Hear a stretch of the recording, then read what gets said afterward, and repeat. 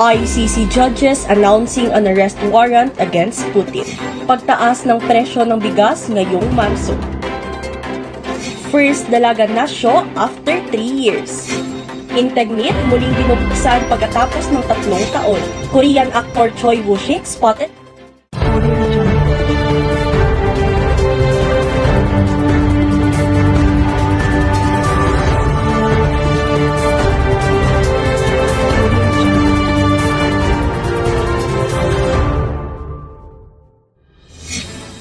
Let's get into SPJ Bulletin News. With the ICC judges announcing an arrest warrant for Putin for supposed war crimes. For more of this news, Kate Zamora reporting. The International Criminal Court issued an arrest warrant against Russian Federation President Vladimir Putin for responsibility for the alleged war crimes against Ukraine this Friday. This is an important moment in the process of justice before the ICC. The judges have reviewed the information and evidence submitted by the prosecutor and determined that there are credible allegations against these persons for the alleged crimes. Moreover, Kremlin spokesman Dmitry Peskov stated the arrest warrant against Putin by the ICC was outrageous and unacceptable. This is Kate Zamora reporting for SPJ Bulletin. Thank you, Kate. After 3 years because of the pandemic, Iloilo National High School Fun Run, also known as the Lagana Show, is back. Here's Sanjay Chu for more of this news. Iloilo National High School conducts the Lagana Show after 2 years of not having a fun run due to the onset of COVID-19 pandemic. On a Saturday morning, March 11, 2023, almost all students of INHS took part in the track event that consisted of a turn around at Gaisano Capital Iloilo City Center Mall. Ang napatyagaan ko, very simple, naging happy, siyempre for almost 3 years nga ara ito sa pandemic. Then every year, no, binahiyag natin ang fun run. Then ang kabataan, of course, nag-enjoy na siya.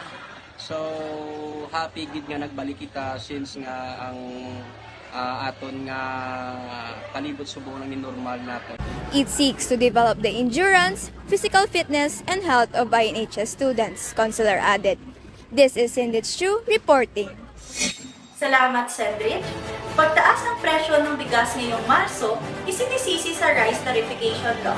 Abangan sa pagbabalik ng SPJ Bulletin.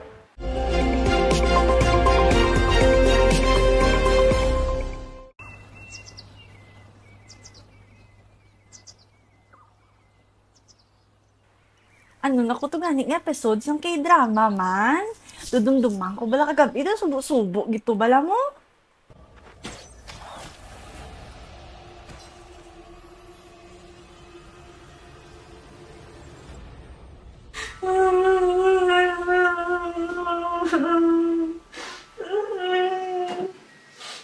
Grabe sakit man naman!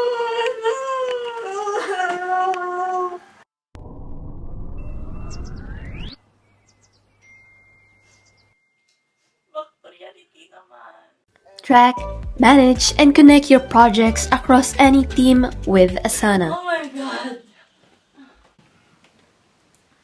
Diyos ko, may sa pagkatamo ulubrahon. Mayo lang gin-remind ko sa Asana ba? Pulaw-pulaw naman tatani kag maghalak ka magsagi procrastinate karon ba?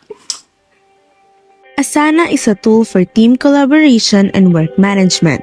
It is used for creating projects, assigning work, setting deadlines, and communicating with your colleagues. Salamat, Asana. Maaasahan ka talaga. Mwah!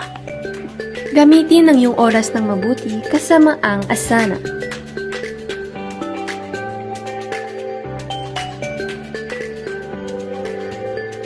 Asana for your healthy academic life.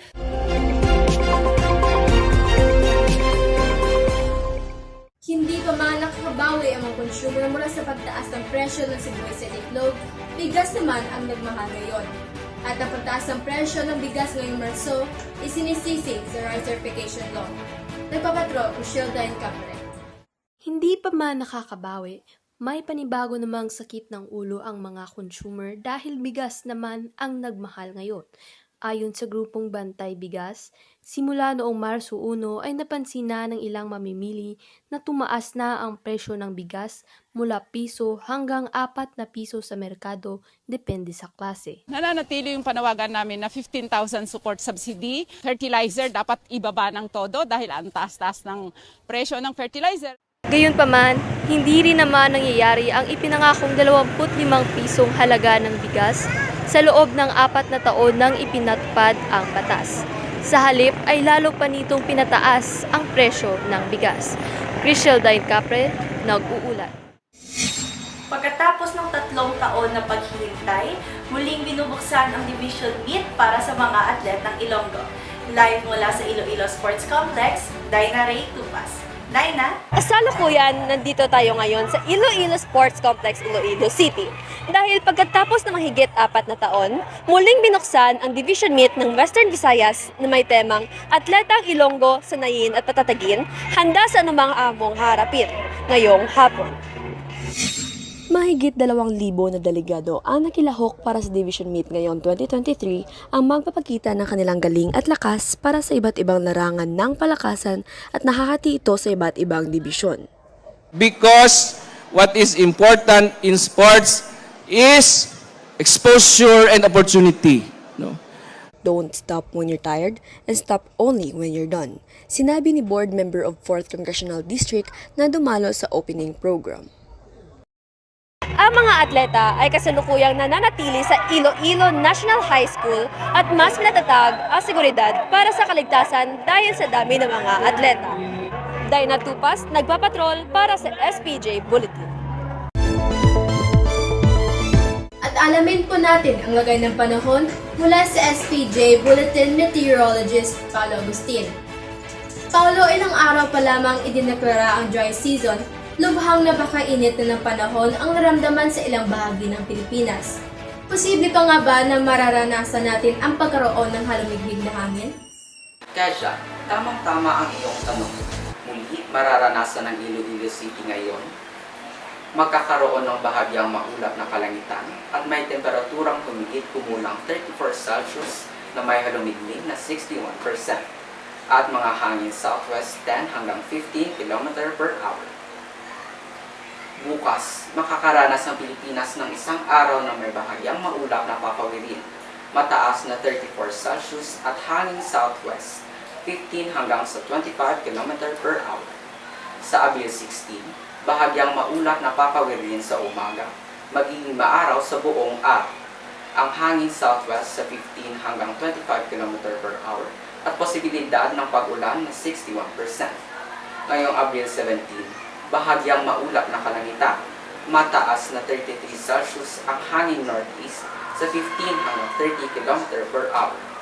Pagkatapos sa Abril 18, sikat ng araw sa umaga na may halo-halong ulap na may mataas na temperatura na 34 Celsius at hangin sa southeast na 10 to 15 Celsius km per hour. Huwag kalimutang magdala ng bayo at maglagay ng proteksyon sa araw kapag lalabas. Ito si Juan Paulo Agustin para sa Weather News Update na may kasabihang kahit gaano man kakulimlim ang buhay, sisikat pa rin ang araw. Balik sa inyo dyan. Maraming salamat, Paolo. Hot at trending kamakailan ang Navotas, hindi dahil sa paparating na baha, kundi dahil sa South Korean actor na si Choi Woo-shik ay nakita na naglalakad sa kalye ng Navotas. Tama ka dyan, partner. Ang bida ay nakuhaan ng litrato ni Lloyd Kathleen Parangao sa labas ng kanyang bahay na naglalakad sa kalye kasama ang filming crew noong Biyernes, Marso 17.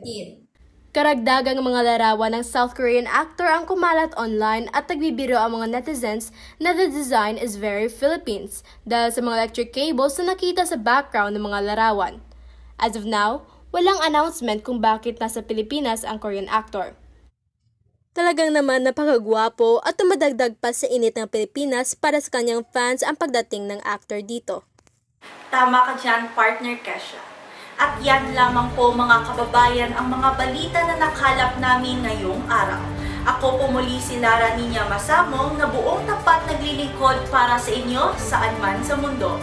At Kesha Manzon, nagpapatrol at patuloy na ibunyag ang mga katotohanan na tinatago para sa inyo. Magandang umaga.